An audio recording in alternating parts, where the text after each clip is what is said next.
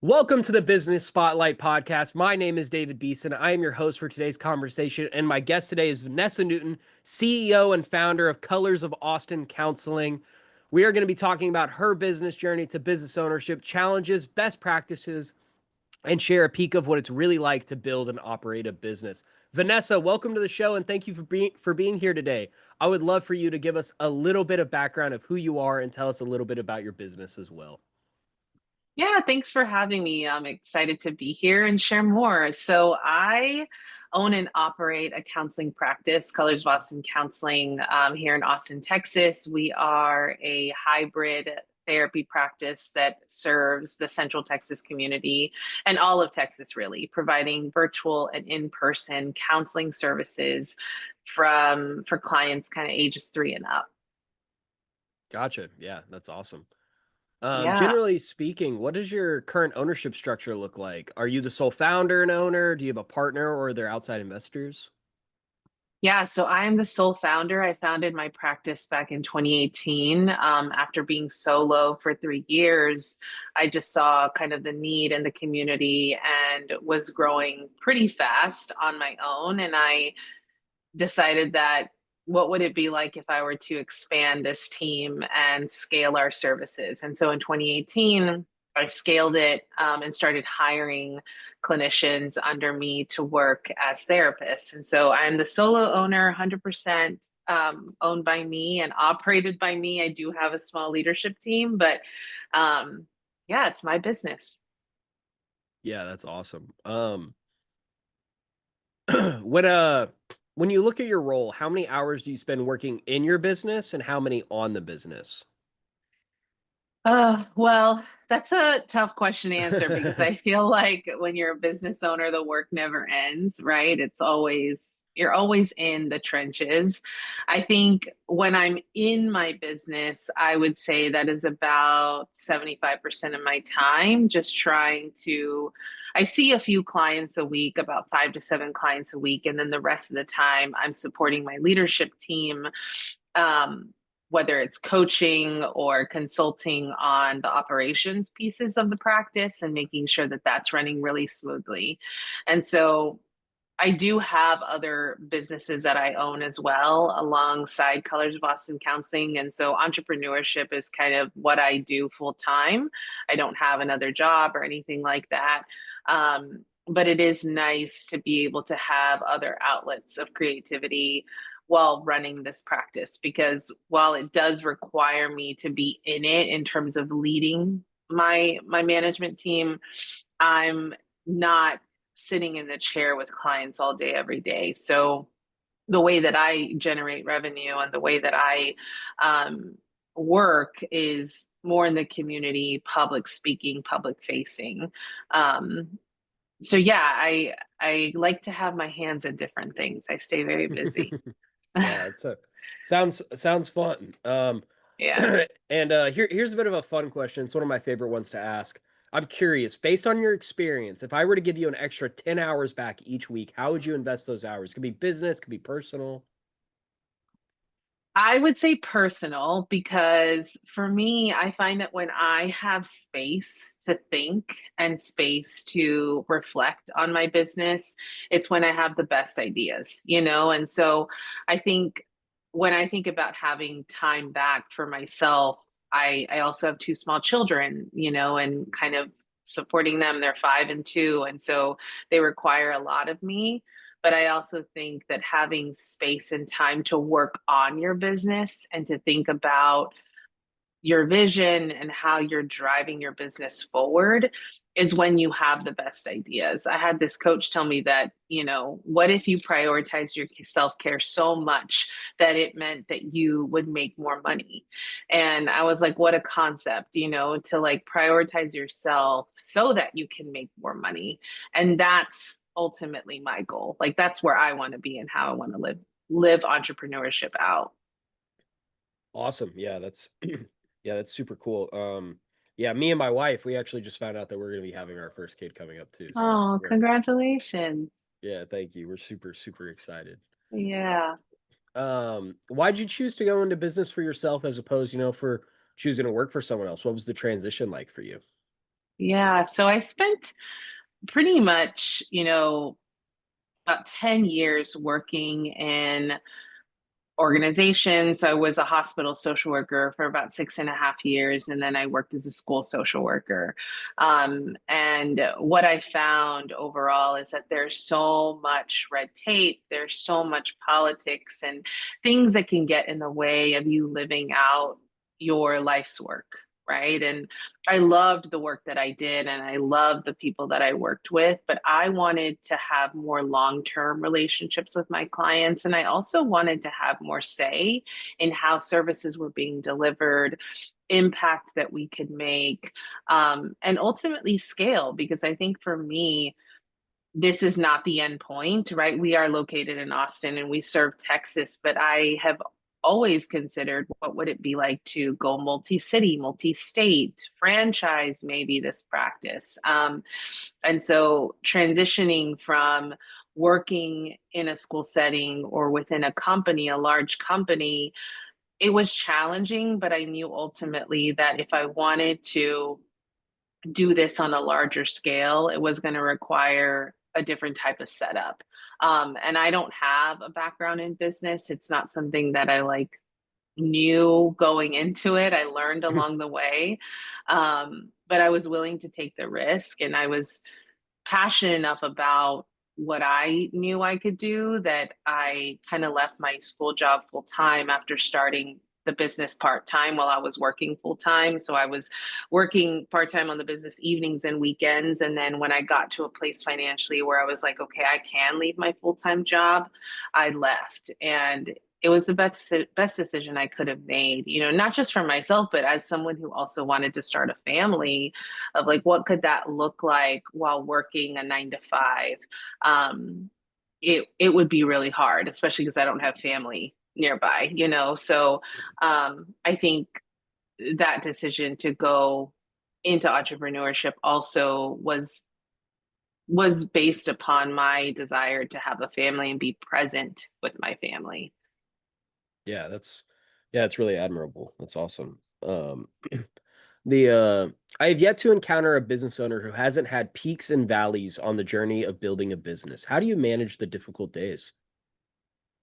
Ooh, we've had many and they don't stop. Yeah, I mean, you don't know what you don't know. And I think early on, I got really in my head about what wasn't going well. And there were moments when I questioned whether or not I can do this. But I also always kept in mind, like, failure is not an option for me, right? If I made this decision to go all in, I need to give it everything I have. And I think asking for help along the way, finding really good coaches and mentors that are willing to support you and ask the right questions, having a community of other CEOs and entrepreneurs who know what it's like to be in this type of life and business is crucial because they're the ones who give me the hope. They're the ones who can plant those seeds of inspiration that keep me going.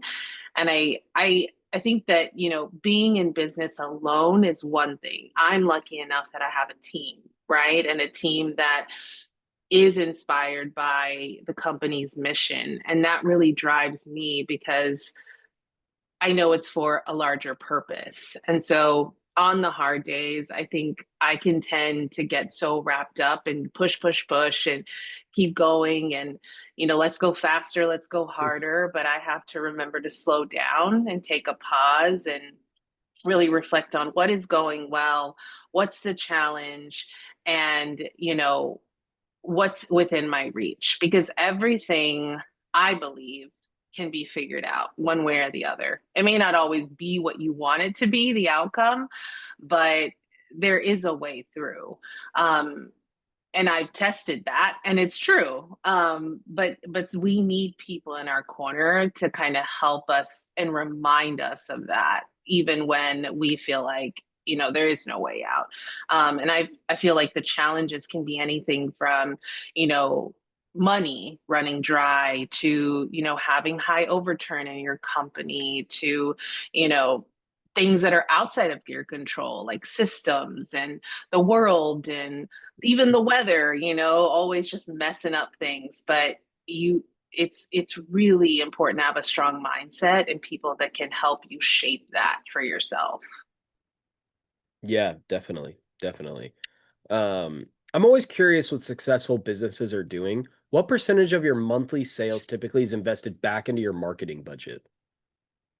Yeah, I mean, I would say that about 15 to 20% goes back into marketing, which I think is pretty healthy. I coach a lot of therapists who want to become private practice owners themselves. And one of the things that I tell them is that you have to expect to pay for marketing, to invest in your company in order to get where you want to be, and I think, especially in mental health, which is the field that I'm in, they don't have a lot of those resources to spend, or they think it's wasteful, or they think that they can just do it on their own. And I think that it's important to have a budget for that marketing piece so that your business can keep growing and reach people that you would have never reached on your own organically. Um, so yeah, that's about our percentage. Yeah. My wife's actually going back to school right now to get her Hmm. master's. So that way she can she can kind of go into opening either opening her own practice or going working for like a firm and stuff as like a Oh, therapist and awesome. things Yeah. like that. Yeah. So it's pretty cool to kind of get to talk to you and like learn Yeah, kind of how some of it works. I'm gonna kind of pass on some wisdom to her, probably show her this episode. absolutely. Yeah. Um, so how many different marketing strategies do y'all use? Because I know you said it was about 15 to 20% of the budget goes back in. So I'm just kind of curious Yeah. what some of y'all strategies are. I think for us, so early on when I was solo and when I was starting my practice, a lot of it was, one-on-one contact or in-person speaking, giving workshops, just getting visibility around myself, my expertise, my skill set, having people hear me and see me. So I was taking people to coffee, I was building relationships, I was dropping off business cards at doctors' offices, I was doing parent workshops at local schools. I was really trying to attract my ideal client by getting myself out there. So it was a lot of in person me time. Over the years, I think we've built up a strong enough SEO on our website that we rank pretty high, and people often find us on Google, or they'll Google a phrase, and we are one of the ones that pops up. And so I would say we've invested a lot. We just went through a rebrand last year. We got a whole, brand logo, colors, website, and that's really generated a lot of traffic, new traffic. Um, and outside of that, I would say social media.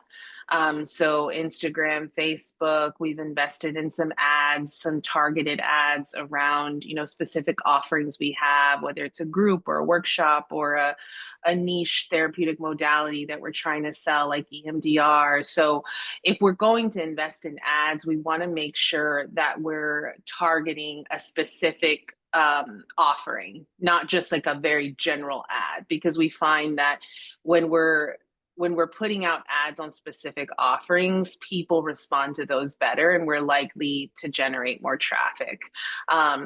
So that's been really helpful. And the other piece is we do go out into the community a lot and kind of vendor at different events around town. So we'll set up a table, we'll hand out resources, materials, mental health tips and tricks. Usually our clinicians are there giving out their business cards. And that has been a great return on the investment. Yes, it's our time, but it's also a big difference in referrals when people see you and they can connect with you personally and say, oh, wow, I've been looking for a therapist. You could potentially be that person and you're standing right in front of me, So um, we have found that relationship building has been the most effective for us. Yeah, no, yeah, that makes a lot of sense, especially with like what the business is, getting to know the person is super important. So it makes sense that a Yeah. lot of it is through, personal relationship building. Yeah. Um, I'm gonna kind of like switch it over to like team building. I know that you said that y'all have a couple of therapists and a couple of other people on staff. I just want to ask, how would you describe your leadership style in business? Has it changed over the years? No, it's changed a lot. I think that I would identify myself as a direct leader, as a compassionate leader. Um, I'm very business minded. I'm always thinking about, what's the financial integrity of the business, and are we doing what we say we're supposed to do, right? In terms of living out our mission. I think early on, I really overcompensated for a lot of things. I didn't have any boundaries around my time.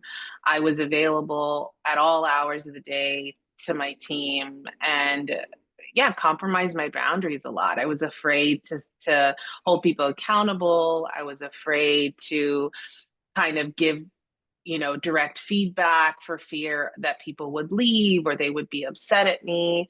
I was very timid and definitely wanted to please people that were working for me.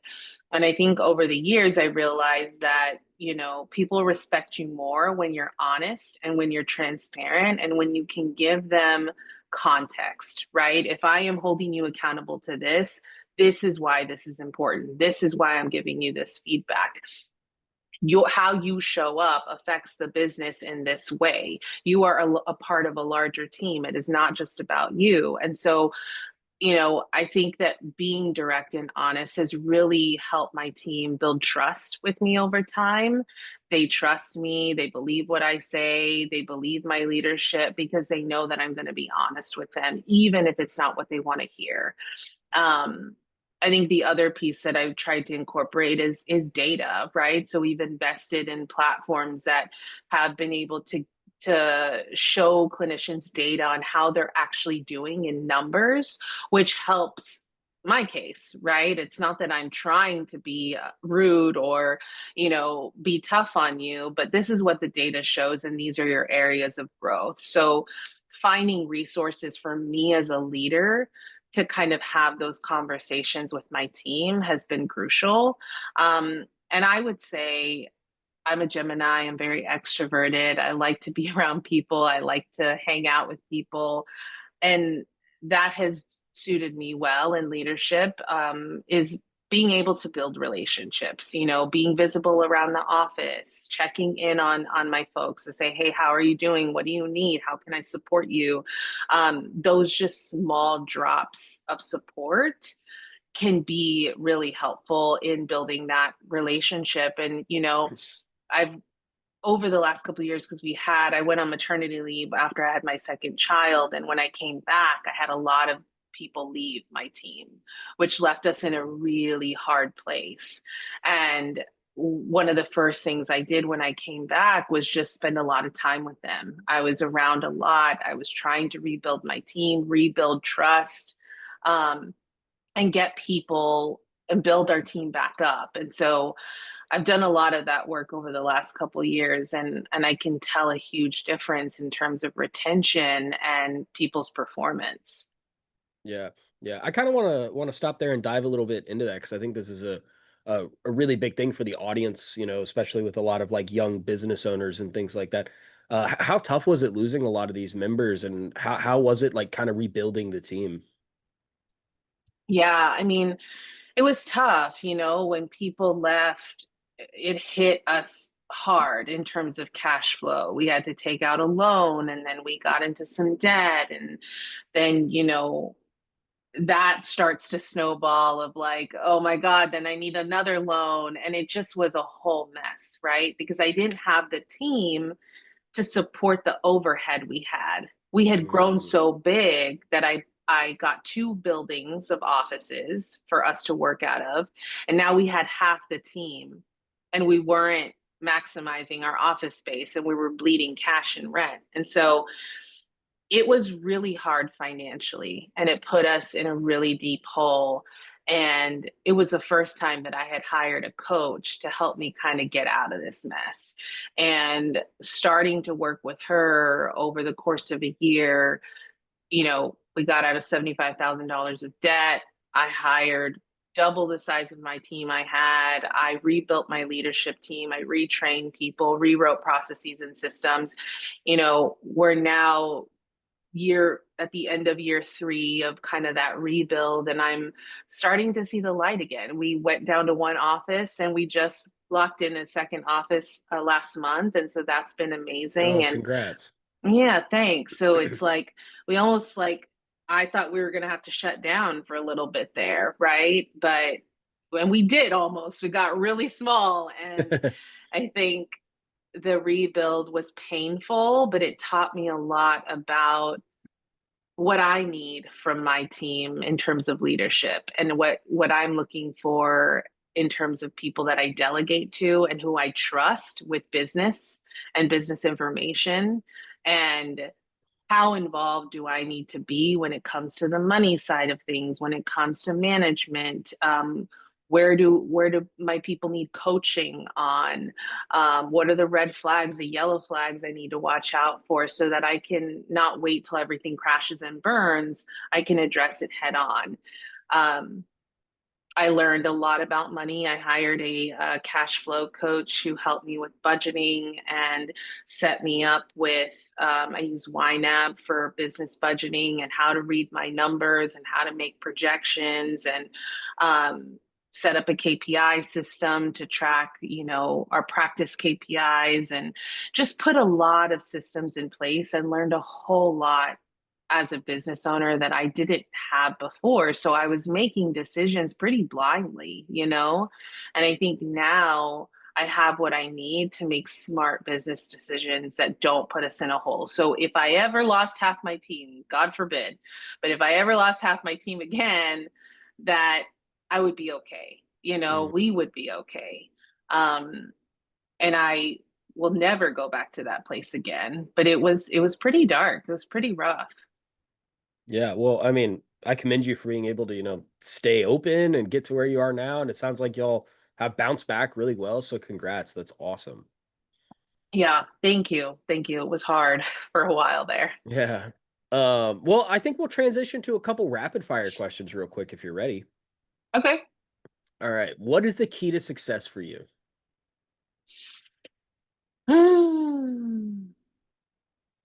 I would say relationships. Yeah, Aw- relationship building. Awesome. What is one piece of advice for other business owners that you might have? Mm, Ask for help. Don't wait. Reach out the minute you feel something's off, Yeah, I couldn't agree more on that. or even before. um, what is a book or podcast you're reading or listening to right now? Yeah, I'm getting my coaching certification. And so I'm currently reading The Coaching Habit. It's Say Less, Ask More, and Change the Way You Lead Forever. Awesome. And this is kind of a fun question that I like to ask towards the end of the rapid fires. If you had a little bit of magic dust and you could choose one spot to sprinkle it in your business, where would it be and why? Hmm. I would love to have a larger rainy day fund. Mm, Yeah, I would love to have a way to inject a little bit more cash into that reserve. gotcha. Awesome. Well, before we get to the final question of the day, would you want to share with our audience how they can follow you, learn more, and contact you guys? Yeah, many ways. So our website, you can always find us there,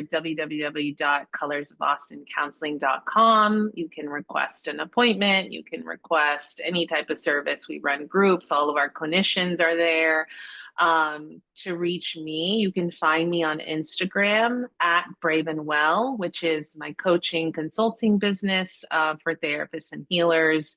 And you can also find Colors of Austin on Instagram as well. It's at Colors of Austin. And those are the best ways to find us. Awesome. Well, we've come to the final question of the day, and that is what is most inspiring to you today? That's a great question. I'm always in awe of my team. We just hired some new people recently, and we had a gathering this past Monday to kind of just connect with one another. And I'm always in awe of how amazing they are and how grateful I feel that they choose to work at Colors of Boston, and also proud of us for hiring them, right? And making good hiring decisions. And Yeah. I'm always like, okay, yeah, these were good hires. So, yeah, it's inspiring to me to see them together and to see what we can do together. Awesome. Yeah. Well, thank you so much. This was a great conversation, and I really enjoyed hearing your story. So, thank you so much for sharing. Also, I just want to encourage all of you watching to save this show and come back to watch it again because Vanessa really had some great insight for business. Also, don't forget to like and subscribe to our channel so that you get notifications every time a new conversation drops, just like this one. Thank you to everyone who joined us, and a special thanks to you, Vanessa, for being with us today. We really appreciate it. Thanks so much. Awesome. Well, thank you, everyone, and I will see you in the next episode.